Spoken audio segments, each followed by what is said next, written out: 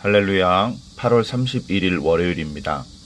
로마서 마지막 부분 16장 17절부터 끝절 27절까지 말씀입니다. 형제들아, 내가 너희를 권하노니 너희가 배운 교훈을 거슬러 분쟁을 일으키거나 거치게 하는 자들을 살피고 그들에게서 떠나라. 이 같은 자들은 우리 주 그리스도를 섬기지 아니하고 다만 자기들의 배만 섬기나니 교활한 말과 아첨하는 말로 순진한 자들의 마음을 미혹하느니라. 너희의 순종함이 모든 사람에게 들리는지라. 그러므로 내가 너희로 말미암아 기뻐하노니 너희가 선한데 지혜롭고 악한데 미련하기를 원하노라. 평강의 하나님께서 속히 사탄을 너희 발 아래서 상하게 하시리라. 우리 주 예수의 은혜가 너희에게 있을지어다. 나의 동역자 디모데와 나의 친척 누기오와 야손과 소시바더가 너희에게 문안하느니라. 이 편지를 기록하는 나 더디오도 주 안에서 너희에게 문안하노라. 나와 온 교회를 돌보아주는 가이오도 너희에게 문안하고 이 성의 재무관 에라스도와 형제 구아도도 너희에게 문안하느니라.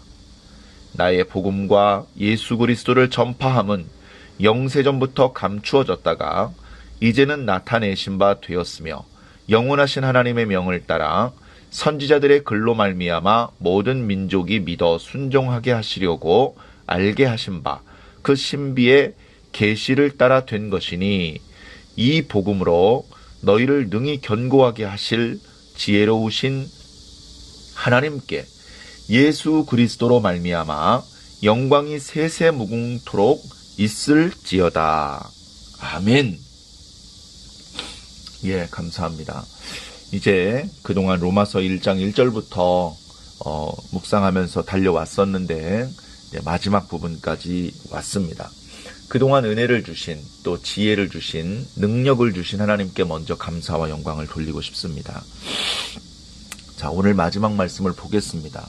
우리 어제 말씀에서는 편지를 마무리하면서 사도 바울이 이미 자신과 함께 기도하고 사역하고 자신을 돕고 자신을 보호해 준 그런 많은 동역자들의 이름을 열거하면서 너희가 이들에게 문안해라. 이 사람들과 이렇게 기쁨으로 또 열린 마음으로 이분들과 인사를 나누어라. 열린 마음으로 이분들을 받아들여라. 이제 이런 말씀이 쭉 이어졌습니다. 이 모든 분들과 너희가 거룩한 입맞춤으로 서로 문안하라. 이렇게 우리는 다른 부분이 있더라도 저분은 키도 나랑 달라. 가지고 있는 지식의 수준도 나랑 달라. 가지고 있는 재물의 수준도 나랑 달라. 그렇게 우리는 다르면 이상하게 쉽게 가까워지지 못하고 거리를 두고 끼리끼리 만나기를 편하게 생각하기 쉽습니다. 그런 어떤 본성이 있겠지만 그럼에도 불구하고 그것을 뛰어넘어서 공통 부분, 예수 그리스도, 복음 이런 어떤 공통 부분이 있는 부분을 살펴봐서 그런 공통 부분이 있고 그런 믿음이 있고 그런 삶의 모습들이 있다면 우리는 너그럽게 상대방을 받아들여라. 서로 사랑해라. 수용해라. 용서하고 관용하고 돕고 가르쳐주고 기다려주고 그런 우리가 할 수 있는 최선의 사랑을 베풀어 주어라. 그런 말씀을 주셨습니다. 그러다가 오늘 말씀 보니까 뭔가 이렇게 마지막으로 높아심에 한 가지 더 당부하는 경고하는 그런 말씀이 있습니다. 그것은 바로 거짓 교사들에게서 떠나라 라는 말씀입니다. 사도 바울은 이미 많은 성경을 이때 쓴 상태였습니다. 예를 들면 갈라디아서를 썼고요. 또 빌립보서도 썼고 고린도 전후서도 썼습니다. 그래서 각 지역에 있는 교회를 향해서 기도하는 마음, 사랑하는 마음, 감사하는 마음으로 편지를 썼는데요. 정도의 차이는 있지만 거의 대부분의 서신에 거짓 교사들, 거짓 선지자들을 경계하는 그런 메시지들이 많이 담겨 있습니다. 거짓 교사들은 무엇이 문제냐? 예. 아예 그냥 교회 대적자, 나는 유대인이다, 난 교회가 싫다, 예수 믿으면 안 된다, 이렇게 말을 해버리면, 그러면 우리가 속지 않고 우리가 경계할 텐데, 예수님을 믿는다, 나도 예수님의 가르침을 따르고 있다, 이렇게 말하기 때문에 교회에서는 문을 열어주고 영접해주고 수용해주죠. 받아들여주죠. 그런데 함께 지내면서 보니까 그들이 예수님의 가르침을 말하는 것 같으면서 결국은 율법을 지켜야 된다라는 주장을 펼치고 있기 때문에 그들은 참 성령을 받은, 예수님을 진짜 영접한 참된 교사, 참된 복음 전파자가 아니고 거짓말하는 자들이다. 거짓 교사, 거짓 선지자들이다. 그들은 너희에게 조금도 유익을 주지 못하고 오히려 이미 너희가 듣고 있는 올바른 복음을 변질시키고 오염시켜서 결국 너희들이 믿음에서 떨어지고 구원을 받지 못하게 만드는 자들이기 때문에 절대 용납해서는 안 된다. 이렇게 말씀하고 있습니다. 우리가 지난 시간에 묵상했던 그런 내용하고 부딪히는 그런 지점이 있기 때문에 조금 더 자세히 살펴보았으면 좋겠습니다. 지난 시간에는 상대방과 너희와의 차이점에 주목하지 말고 공통점에 주목해라. 그래서 그들을 받아들여라. 할 수 있거든 화목하게 지내라. 사랑해라. 받아들여라. 받아들이는 것이 가능한 사람이 성도다. 받아들이는 게 안 되면 성도가 아니다. 그런 말씀도 주셨는데 지금 말씀에서는 절대 받아들이지 마라. 그들을 내보내라. 그들에게서 떠나라. 이렇게 말씀하고 있거든요. 어떤 차이가 있고 어떤 부분을 우리가 조심해야 될까요? 바로 본질의 부분을 보아야 됩니다. 우리가 살면서 본질이 있고 비본질이 있습니다. 교회에서 떡을 합니다. 교회가 설립된 지 27주년이 됐습니다. 그래서 매년 교회 설립 기념 주일이 되면 교회에서 떡을 하고 그걸 성도들과 함께 나눠 먹고 그 기쁨을 나누는 것이죠. 교회에서 어떤 떡을 할 것이냐 회의를 하는데 백설기를 해야 된다라는 그런 어떤 주장하시는 분들이 한 무리가 있고 또 다른 무리는 아니다, 팥시루를 해야 된다. 팥시루를 하면 어떡하냐? 교회 온통 팥가루 떨어져서 청소하기 힘들다. 야, 벌써 몇 년째 백설기만 먹냐? 질렸다. 팥시루를 주장하는 사람도 나름대로 이유가 있고 백설기를 주장하는 사람도 나름대로 이유가 있습니다. 근데 그런 어떤 떡을 할지 결정하지 못하고 여러 시간 동안 의논하는 과정에서 상처받고 결국 이런 것은 본질적인 부분이 아닙니다. 본질은 뭐죠? 교회를 27년 전에 설립해 주신 하나님 감사합니다. 우리가 하나님의 은혜 안에 이렇게 평안하게 교회가 성장할 수 있도록 해주시니 너무나 감사하고 지금 이렇게 함께 섬기게 된 여러 성도들과 함께 기쁨을 나누고 싶습니다. 기쁨을 나누는 게 중요하죠. 기쁨을 나누는 데는 백설기면 되고 팥시루면 안 되는 건 아닙니다. 이렇게 본질적인 것과 비본질적인 것을 좀 구별을 할 필요가 있다. 본질적인 부분이 같다. 그러면 나의 주장과 다른 주장을 펼치더라도 난 백설기를 먹는 게 맞는 것 같은데 저쪽에서 팥시루를 주장하더라도 그쪽 사람들을 받아들여줘야 됩니다. 양보할 수도 있어야 됩니다. 지혜로운 절충점을 찾을 수 있어야 됩니다. 근데 본질이 다르다? 나는 그리스도를 섬기는데 그들은 그리스도를 섬기는 사람들이 아니야? 이렇게 본질이 다르다면 용납할 수 없는 것이죠. 절대 용납할 수 없는 것입니다. 이런 기독교 격언이 있습니다. 본질에는 일치를, 비본질에는 자유를, 이 모든 것 위에 사랑을. 성경에 기록된 내용은 아닌데요. 오래전부터 기독교 격언으로 내려오는 말씀입니다. 이게 어디에 기록되어 있다. 어느 분이 처음에 이 말씀을 하시고 그건 중요하지 않은 것 같습니다. 자, 중요한 건 뭐죠? 나의 본질과 너의 본질은 일치해야 된다. 일치해야 된다. 본질이 같아야 된다. 교회 안에서 강한 자와 약한 자를 나누지 말고 다투지 말라. 왜? 본질이 같기 때문에. 강한 자도 주를 위해서 먹고 약한 자도 주를 위해서 먹지 않는 거잖아. 주를 위한다는 점은 동일하잖아. 강한 자나 약한 자나 모두 주님의 소유잖아. 주님의 종이잖아. 주님을 위해서 살잖아. 주님의 뜻대로 살고 싶어 하잖아. 그러면 서로를 받아들여 주어라. 왜? 본질이 같으니까. 본질에서는 일치를. 근데 본질이 다르면 내쫓아야 되는 것이죠. 절대 용납해서는 안 되는 것입니다. 자, 본질이 같은데 비본질이 달라요. 그건 좀 자유롭게 내버려둬. 자유롭게. 교회에서는 넥타리를 매야 된다. 그건 본질적인 게 아닙니다. 예. 너무 지나치게 교회에 속옷바람으로 오거나 슬리퍼를 끌고 오는 것은 바람직하다고 말할 수 없겠죠. 최소한의 하나님께 대한 또 다른 성도들에 대한 예의가 있어야 되겠죠. 다른 사람들을 불편하게 하면 안 되겠죠. 내가 표현할 수 있는 하나님께 대한 경외심과 형제들을 사랑하는 마음을 적절하게 표현할 수 있는 단정한 복장이 되어야 되겠죠. 꼭 비싼 옷은 아니어도 되겠죠. 그렇게 우리가 본질과 비본질을 잘 살펴야 되는 것입니다. 그래서 오늘 말씀 첫 구절에도 잘 살피고 그들과 너희의 본질이 다른 것이 확실하면 그들에게서 떠나라. 그들은 누구냐? 18절. 그리스도를 섬기는 것이 아니다. 자기의 배를 섬기는 자다. 빌립보서 3장에도 이미 비슷한 말씀을 하셨어요. 그들의 신은 그리스도가 아니고 배다. 배를 섬기는 자들이다. 배를 섬긴다는 것은 두 가지 정도 의미로 이해를 할 수 있을 것 같습니다. 먹는 것을 밝힌다. 식탐이 있는 자다. 고기도 먹고 술도 먹고 먹어도 2인분, 3인분 많이 먹는 자다.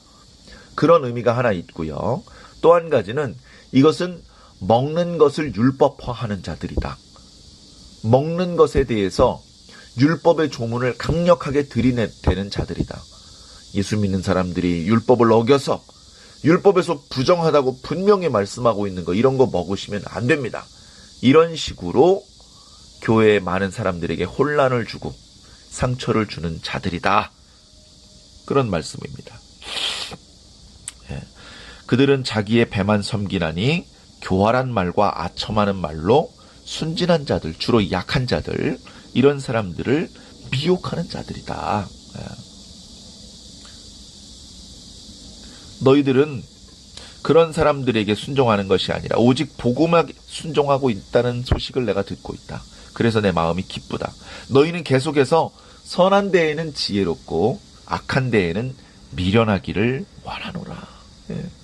오늘날 우리 시대를 살고 있는 성도들 모두에게 바라시는 주님의 마음일 겁니다. 선한 일, 이웃을 향하여 사랑을 베풀어야 됩니다. 이웃을 받아들여야 됩니다.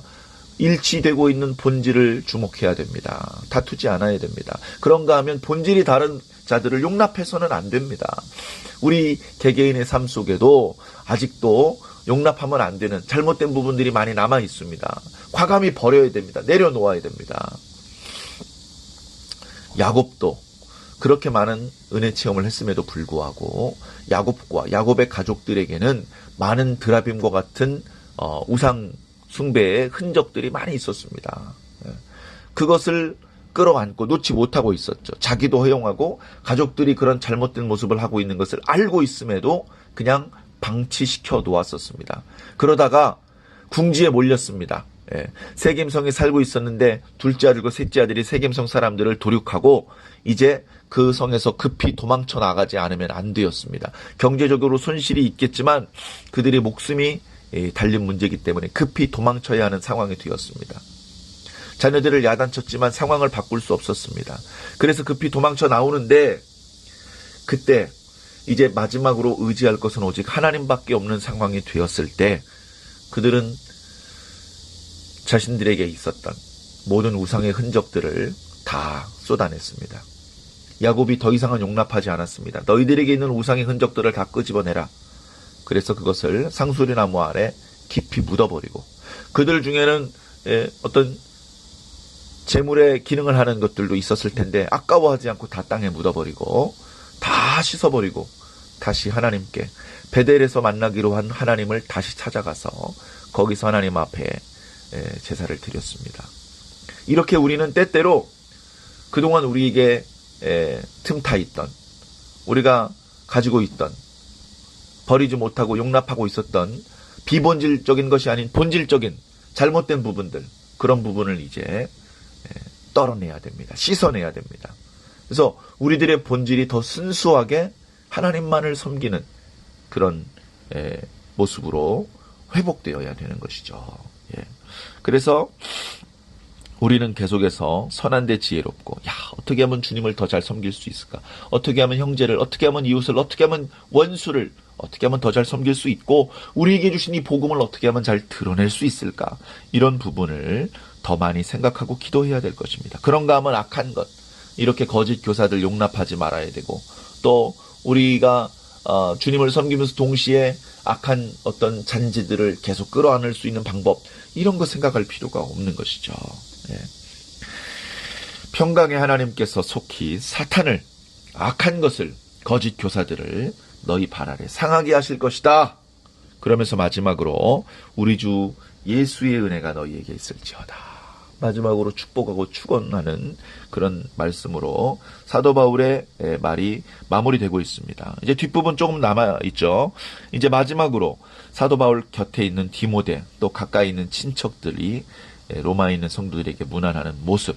이 편지를 사도 바울이 이제 건강이 좋지 않기 때문에 사도 바울은 말로 하고 옆에서 더디오라고 하는 형제가 사도 바울의 말을 편지로 기록을 했습니다. 대필자죠. 대필자인 더디오도 로마에 있는 성도들에게 문안하고, 교회를 돌보는 가이오도 문안하고, 또 함께 사도 바울을 돕는 사람 중에는 이 도시의 재무관 에라스도라는 형제도 있었던 것이, 상당히 높은 지위를 가지고 있었고 지식과 또 재물을 가지고 있었던 그런 성도들도 사도 바울을 돕고 있었으며, 같은 마음으로 로마에 있는 성도들에게 문안을 했습니다. 형제 구하도도 함께 문안하고요. 자, 그리고 마지막으로 25절 이하에 있는 말씀은, 나의 복음은 예전엔 감추어졌었는데 지금은 드러난 것이다. 예수 그리스도의 신비의 계시를 따라 된 것이다. 이 복음으로 하나님께서 너희 로마에 있는 성도들을 견고하게 하실 것이다. 그 하나님께 세세 무궁토록 영광이 있을지어다. 아멘. 이렇게 하나님께 감사와 찬양과 영광을 돌리는 것으로 로마서의 대다돈에 막이 내려졌습니다. 우리는 이 로마서를 통해서 많은 지혜와 교훈을 얻었습니다. 특히 16장 말씀을 통해서 사도 바울이 하나 되게 하라고 말씀하셨습니다. 강한 자와 약한 자도 서로 받아들여야 된다. 이방인과 유대인도 서로 받아들여야 된다. 왜? 그리스도께서 그들 모두를 받아들였기 때문에. 그런가 하면 본질이 다른 자들은 받아들이면 안 된다. 그들은 이렇게 받아들이라고 하시는 주님의 말씀을 거슬러서 자꾸 다툼을 일으키려 하는 자들이다. 받아들여야 되는 자들하고는 다투게 만들고 못 받아들이게 만들고, 받아들여서는 안 되는 부분들은 자꾸 받아들이게 만드는, 그래서 이런 분들은 용납하면 너희들에게 아무 유익이 없고 오히려 큰 해로움이 있다. 그렇기 때문에 그들은 받아들이면 안 된다. 이렇게 잘 분별해서 말씀해 주시는 것으로 로마서 말씀이 마무리되고 있습니다. 오늘 우리들에게 주시는 말씀을 우리가 받아야 되겠죠. 받아들일 수 있는데 못 받아들이고 있던 부분이 있다면 우리 받아들이기 위해서 노력을 해야 되겠습니다. 상당히 나와 다른데 그 다른 부분은 비본질적인 부분이네. 비본적인 부분에는 자유를 주어야지. 그러나 본질적인 부분에서는 일치해야 됩니다. 그 부분을 항상 생각하고 본질적인 부분이 다르다는 것을 잘 살펴서 깨닫게 된다면 그 다음에는 용납하면 안 되는 것이죠. 우리 교회는, 그리고 우리 개개인은 이렇게 계속해서 믿음의 순도를 높여나가야 됩니다. 불순물을 제거하고 더 본질적인 부분에 있어서 더 풍성해져서 저와 여러분들은 더 강하고 더 건강한 교회의 모습으로 성장하고 연결되어서 하나님께 더 큰 영광을 돌리게 되시기를 주님 이름으로 간절히 축원합니다. 기도하겠습니다. 사랑의 하나님 감사합니다. 우리가 무엇을 받아들이고 무엇을 받아들여서는 안 되는지 정확하게 분별해낼 수 있기를 간절히 소망합니다. 성령을 부어주시고 지혜를 주시고 아버지 하나님 분별할 수 있는 힘을 주셔서 하나님의 뜻에 부합된 것은 받아들이고 부합되지 않는 것들은 과감히 떨쳐낼 수 있도록 주님 인도하여 주시옵소서. 어디 가서 무엇을 보든지 무엇을 듣든지 그 모든 것들을 하나님의 말씀이라고 하는 기준을 가지고 보게 하여 주시옵소서. 듣게 하여 주시옵소서. 그래서 들을 것들, 받아들일 것들, 그리고 들으면 안 되는 것들, 버려야 되는 것들을 잘 분별해서 계속해서 우리는 영적으로 본질적인 부분에 있어서 풍성해지게 하여 주옵시고 또 하나님께서 기뻐하지 아니하시는 불순물과 같은 것들은 내어버려서 점점점 더 깨끗한 온전한 하나님의 백성의 모습으로 나아갈 수 있도록 주님 인도하여 주시옵소서. 비본질적인 부분 때문에 어리석게 다투고 힘을 빼지 않게 하여 주시며 서로 사랑할 수 있도록 지혜와 능력을 더하여 주시옵소서. 계속해서 하나님의 말씀의 인도를 받게 하시고 성령의 인도를 받게 하여 주시옵소서. 감사하며 예수 그리스도 이름으로 믿고 기도하옵나이다. 아멘.